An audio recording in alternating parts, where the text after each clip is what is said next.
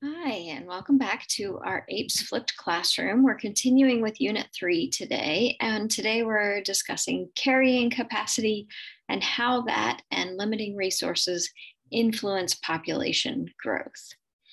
So first, let's discuss what carrying capacity is. So when we talk about carrying capacity, frequently abbreviated with a capital K, we are talking about the maximum number of individuals in a population that the ecosystem can support. And this is always going to be based on your limiting resources.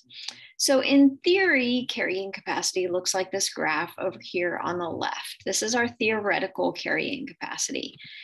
And so anytime a new population establishes itself, we have exponential growth. And so that's the J-shaped portion of the curve. It might look like this. It might look like, whoops, like this. And we call that the J-shaped portion of the curve. That's the exponential growth. Now, in theory, as we approach carrying capacity, the growth is going to slow down and it's going to cap out at when the population reaches carrying capacity, the growth will fall to zero. Well, we all know that that's not how reality works. So the figure on the right is much more realistic. So we have this initial exponential growth because this population has been established in a location where there are plenty of resources. And so those organisms are reproducing like crazy. And then what happens is that as we reach carrying capacity, those organisms are going to continue to reproduce. And then there's going to be more organisms than the ecosystem can support. And we call that an overshoot. That's when our reproduction surpasses the capacity of the ecosystem. And now we have too many organisms, too many individuals, and the resources can't support them. And we're going to have a die-off. Now, once the number of organisms gets down below that carrying capacity, now there's an abundance of resources again. And so that reproductive rate is going to pick back up and we're going to overshoot carrying capacity again. And so you find that in nature, most populations cycle around carrying capacity. They go past it, then they die off. They go past it, then they die off. But each time that generally tends to get a little bit closer to carrying capacity. So we have overshoot, that's when we go past carrying capacity. Die off brings us back below carrying capacity, and we have a cycle that continues. So what is carrying capacity? It's the highest population size an ecosystem can support. Generally, for organisms, those limiting resources are going to be food. If we're thinking about any sort of a primary producer, rather than food, we could talk about nutrients. But for any of our consumers, we would talk about food as a limiting resource. Water is also a limiting resource, both for plants and animals. And then, of course, habitat. Are there enough nesting sites? Is there space for organisms to have areas to live? Overshoot is that concept when a population briefly exceeds the carrying capacity because the organisms have bred, reproduced. We get past the carrying capacity. There's not enough food for those organisms. And as a consequence, then the population is going to decrease. There's going to be a sharp decrease in population size. So we've used the example here of deer. Overshoot is when the deer have been well fed all year long. Lots of does are able to carry to a successful breeding. They give birth all at once in the spring.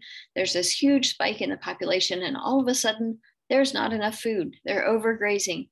There's not enough food for the does and the fawns and all the bucks. And so some of those individuals are going to die off. They're going to starve. We've also talked about this when it comes to algae and nutrients. When we have eutrophication, so when we have a bunch of nutrients flooding a water system, then the algae are going to have a huge bloom and use up all of those nutrients. When those nutrients are gone, that's our overshoot. And we're going to have a consequential die off. And that's what leads then to the decomposition and the hypoxic state from the use of all the oxygen in the decomposition. So we can give examples of die off in lots of different overshoot and die off in lots of different systems. Here's another example. In 1910, reindeer were introduced to St. Paul Island. Their growth was gradual initially, and then as the herd established itself, it had exponential growth. We can see this J-shaped curve here. And the carrying capacity overshot. That sharp die-off led to a population crash as that food resource was severely depleted. And you can see that in this case, the resource depletion was so severe that the total population crashed. There were not enough breeding individuals left to come back towards that carrying capacity. Okay, another big important cycle around carrying capacity is the predator-prey cycle.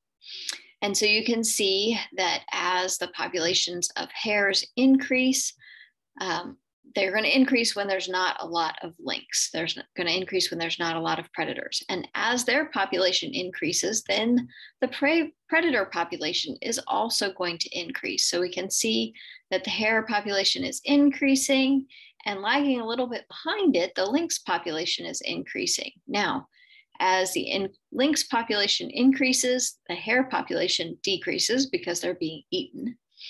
And as the hare population decreases a little bit behind it, the lynx population also decreases because there's not enough food for them.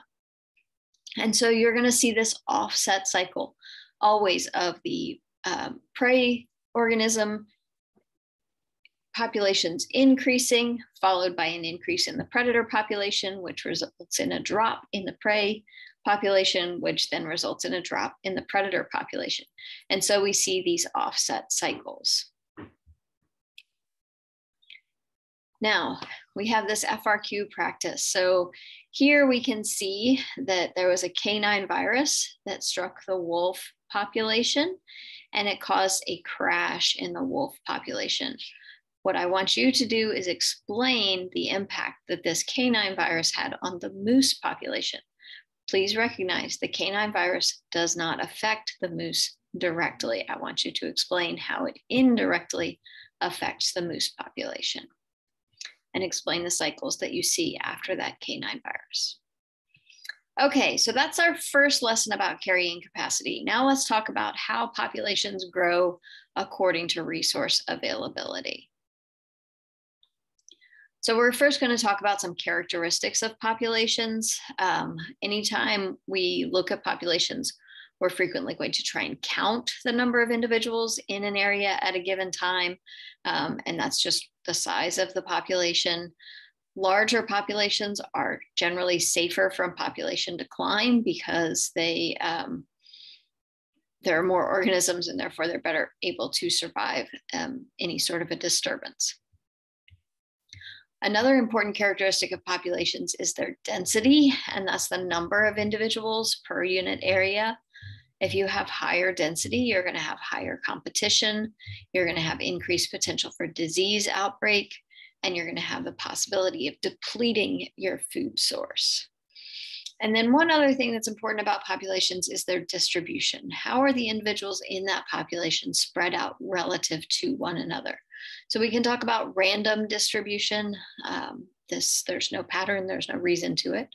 We can talk about uniform distribution. Territorial animals frequently have very uniform distribution. You can see our example here of the birds on their nesting sites, and they have a very uniform distribution. And then we have clumped distribution, and that tends to be with herd animals or group animals like our prairie dogs here, or meerkats. And so those tend to be in distinct little groups.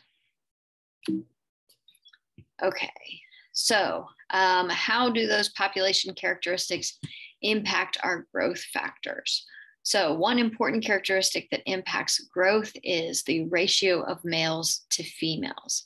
The closer to 1-to-1 this is, or 50-50, the more ideal that's going to be for breeding usually. Now there are some significant exceptions to that rule when we talk about organisms that have simply one alpha male that mates with all the females. Then having a 50-50 ratio is a problem because all of those extra males are not mating and they tend to fight and have problems. If you have a skewed sex ratio, particularly if you do not have enough females, that can severely limit your population growth. So often if you have a die-off or a bottleneck effect, that may skew that sex ratio, and that's going to lead to issues with population growth. One of the reasons we talk about density is that there are some factors that influence growth that are density dependent, meaning that they influence population growth based on the size of the population, and some that are density independent. So they are going to influence population growth no matter how large or small that population may be. So some of our density dependent factors would be things like food, limited resources, competition for space, for habitat, water, light, even diseases, because if we have a very dense population, disease can spread very easily, whereas if we have a more spread out population, the disease does not spread as easily. So a small population is going to have, generally speaking, a less dense population is going to have less competition for food, for habitat, for water. So smaller populations are going to be less impacted by density dependent factors. Our density independent factors, the population size and density, does not matter. So natural disasters are going to have an impact on the growth of a population, no matter whether it's a small population or a large population. Those natural disasters are going to limit both. So here's an example of a density dependent factor. We have these paramecium, so we have these bacteria growing in a dish.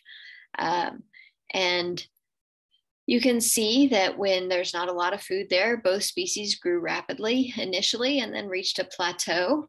And when we added more food to the dish, we doubled the amount of food available.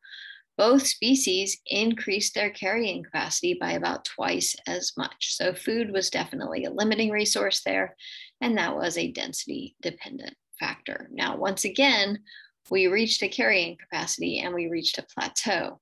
It's just that now the plateau is significantly higher. So we talked earlier about biotic potential, and that is how the maximum potential growth rate if there were no limiting resources. In reality, almost no organism is ever going to see its true biotic potential. It might occur initially when there's abundant initial resources, but once resources start to limit it, growth is going to slow, and eventually we're going to be limited to carrying capacity, remembering that really we're going to overshoot, die off. So we're going to cycle around carrying capacity. So we talk about biotic potential or exponential growth, and what we generally really have is what we call logistic growth. So invasive species very often have this sort of a J-shaped curve. They reach their biotic potential because they are growing without limits. They don't have competition. They don't have predators. Even they may reach a carrying capacity eventually, but it may be significantly higher than the native species. Okay, one skill that we need in this unit is the ability to calculate population change. So we have two ways that we can increase population size. The first and most obvious is births. So that's reproduction. The second one is immigration. So that is organisms coming into a habitat or an ecosystem. And then we have two factors that can decrease population size. That would be emigration, so organisms moving out of a habitat, and deaths. So our population size is going to be the number of immigrations plus the number of births minus the number of emigrations and deaths. I need to fix that. I'm sorry, that should be emigration. So this is the number moving out. For example, if we have an elk population and we have 52 elk, we have 19 births and 6 deaths in a season, and 5 new elk immigrate to the herd and no elk immigrate from the herd. So we added 24 and we lost 6. And so 52 plus 18 is going to give us 70 elk in our new population.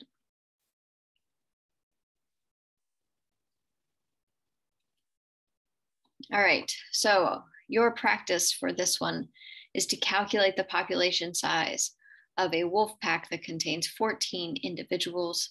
It experiences 5 deaths, 3 births, and 4 new wolves released into the pack from a nearby wildlife sanctuary. As always, record this in your notebook. I look forward to seeing you in class, and I'll talk with you soon.